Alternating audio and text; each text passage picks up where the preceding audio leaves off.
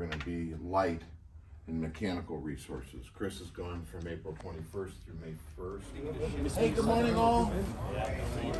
Not a whole lot of announcements for Wednesday morning, but just a reminder, we've got our fire extinguishers. Anything else going on? Do we have any outstanding safety issues? Very good. Have a great day, you guys. Thank you. Good morning. Welcome to KKMI. As you've seen, we start our day here pretty early. Our managers meet at 7 o'clock in the morning, and we work out our production schedule for the day, and then we dispatch the crew straight away at 7:30. Let's go take a walk around the boatyard, and I'll give you sort of some ideas of the things that we do here at KKMI.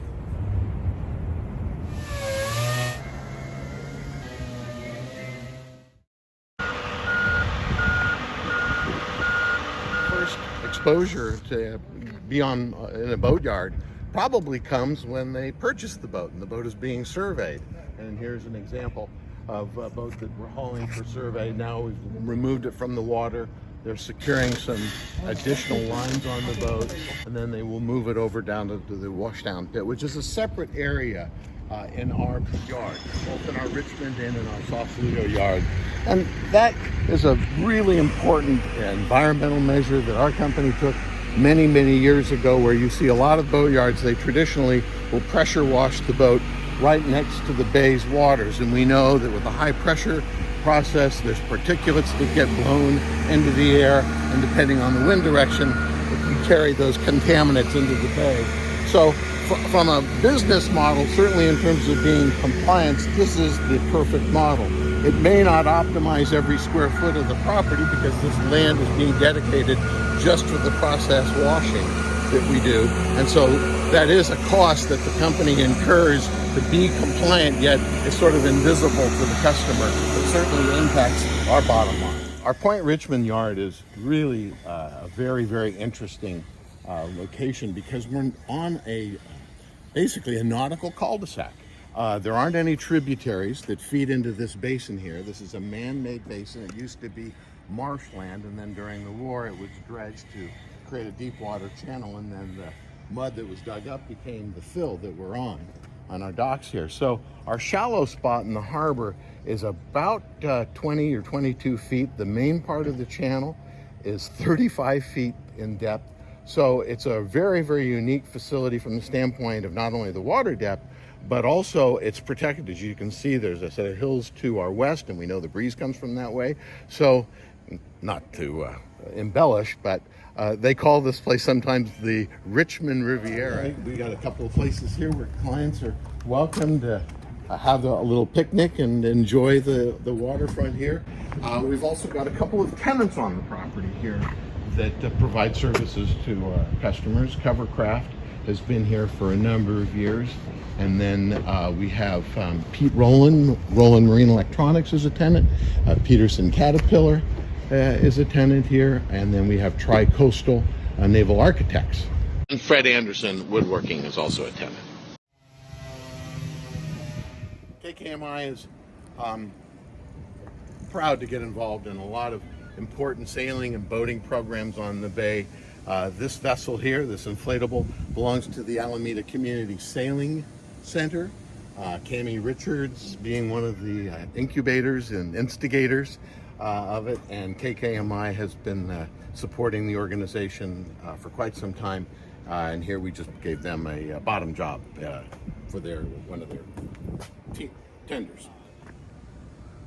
San Francisco Bay is very unique, as we know, in a lot of ways, and one of the other characteristics that makes the bay so different than other boating markets is that 70% of the boats on the bay approximately are sailboats, and the other 30% are power.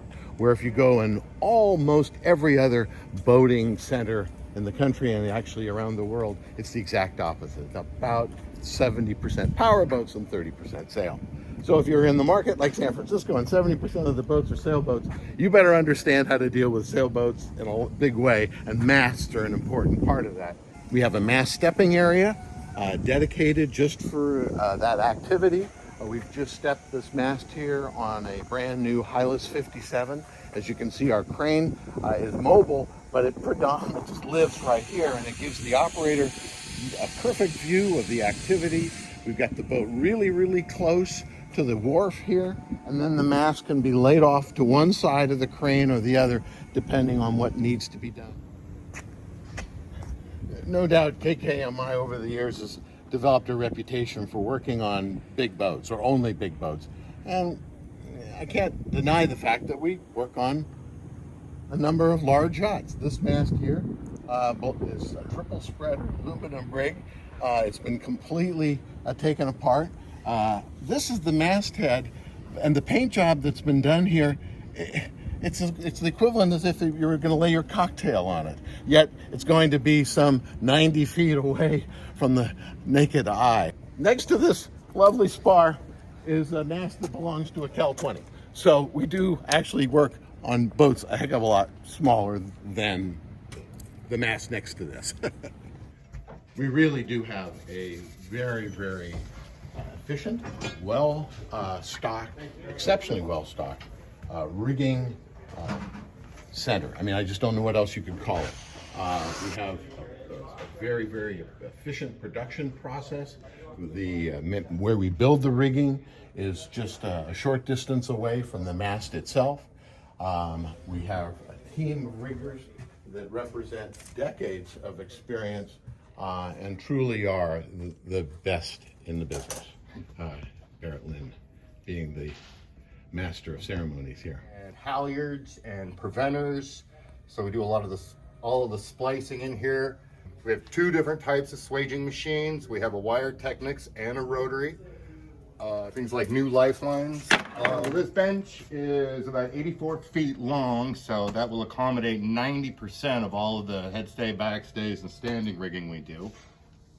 What you are looking at is one of the very first, if not the first, wooden mast that was built to have an internal halyard. And as Barrett mentioned, the rigging bench is 85 feet long, and this mast goes past the rigging bench. But there are the exits for where the internal halyards were. This belongs to a 76-foot yawl built in 1937 that is being restored, and we have agreed to store the mast for the client until the restoration project is complete. Our marine supply center in the yard is truly in the center of the yard, and we did that quite intentionally. We did a time and motion study, and we looked at how long it took each craftsman to go to their individual project, complete the list of the goods that they need to get on with it, go to the store, and so on. And what we figured out, it's not all that hard, is if you put your supply center in the middle of the boatyard, you're inevitably going to be more efficient. And that's what we've done here. But what's also unique about the store is that it looks a little bit, if not functions a lot like a regular marine supply store. And all the goods, though, they're not priced. They all have barcodes because we're really focused on putting these goods into our team's hand in the most efficient way. And at the end of the day, no matter how long you've been working on boats, there's a tactile component of a lot of things that get done on the boat. And being able to fit the widget to the watchet is something that if you have the parts right in front of you, you're going to be able to do it a lot more efficiently. And then, of course, you check those parts out of the store, and it gives then us the opportunity to really control our inventory. So we know what it is that we have. We have here about $500,000 worth of inventory at our cost. We have an overstock area above. So we really do try, again, to perform every function in the most cost-effective way possible. And one of the benefits of operating two boatyards is that then it gives us the capability of carrying a few more things in inventory than the ordinary boatyard might. And we're a Yanmar dealer, so you can see here we have an incredible inventory of Yanmar parts. We have somebody on staff who is a Yanmar guru. In fact, we have several people that are Yanmar gurus. And so we're able to make purchases of better level, more competitive, and pass those savings on to our clients. And the other thing that we do is we really work hard at making sure that we know what it is that we have in stock. so that when the boat comes in and the client is telling us then what they would like to do, we're able to predict with reasonable certainty that we have those materials. And what we're finding, certainly before the pandemic, and it will continues if not getting exacerbated today, is making sure that you can get those parts in a reasonable time frame. Once the boat comes out of the yard, the owner wants it back into the water, and we understand that as quickly as possible.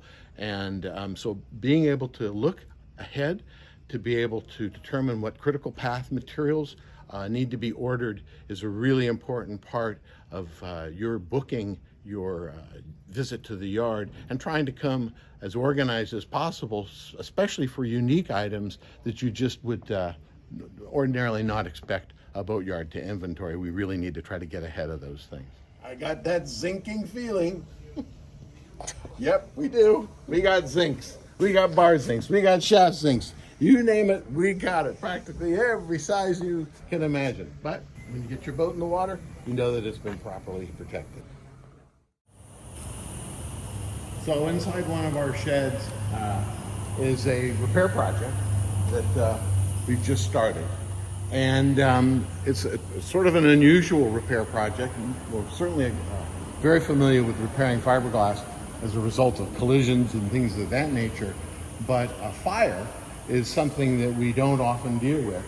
So it requires a lot of care, a lot of investigation, and you just can't go in and make the repairs lickety-split. You really need to be very, very thoughtful and work with consultants who are truly experts in dealing with repairs of this nature. So this boat will remain in the shed here for a few months more, not too much longer though. It's certainly a very, very compliant and effective place for us to do this sort of work. We're out of the weather, we're out of the wind. We keep these sheds busy all winter long, which then enables us to keep our crew going all winter long. The yard started in 1996. There was only one little travel lift on the property, and actually you can see the remnant of it right here. It's attached to this smaller shed. What you see is a small shed inside a big shed, and the way we get the boat into the big shed is that we actually welded the old travel lift onto this shed, and that whole building, the whole shed, is capable of moving through the boatyard. So we pull the cork out of the end of the building here, the travel lift then brings the boat in, and then we're able to bring the end on very, very efficiently, and also, again, trying to keep particulates out of the air and conduct all these types of activities in the most environmentally sensitive manner possible. What you're looking at is KKMI Point Richmond's mass painting booth. So overhead trolley with cars on it. We're able to load the mast in. We can do all the prep and painting inside this area. Very, very efficient. And as you saw with that large yacht, produce extraordinary workmanship. Our metal shop, both in Richmond and in Sausalito, are equipped so that we can provide a fairly broad spectrum of services. We have lathes and machining, we have band saws and drill presses, but most important again is the expertise that we have in both of the yards in the metal department. Really, really fabulous craftsmen. Here one of the gentlemen, Joel Hulse, who's one of our master craftsmen, is completing an exhaust system for a boat. What's this thing? It's an air compressor accumulator tank, otherwise known as the KKMI Minion.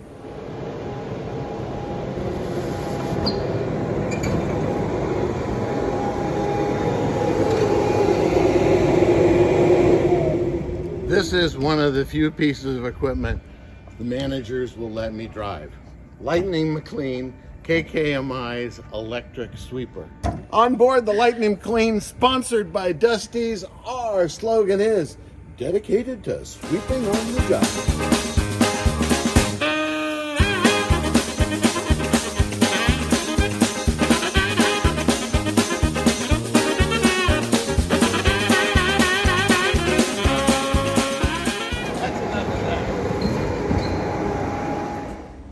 Well, thanks for joining us at KKMI.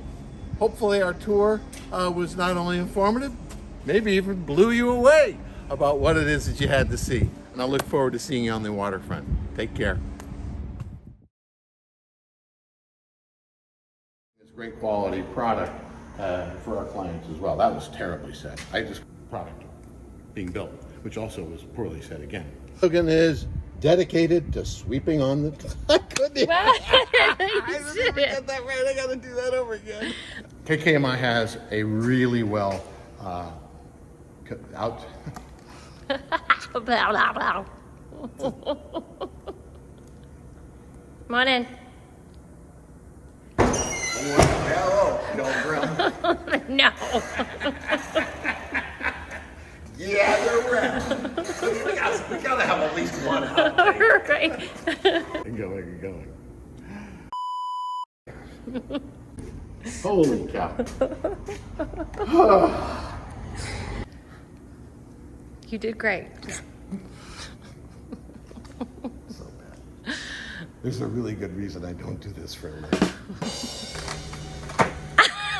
Don't hurt yourself.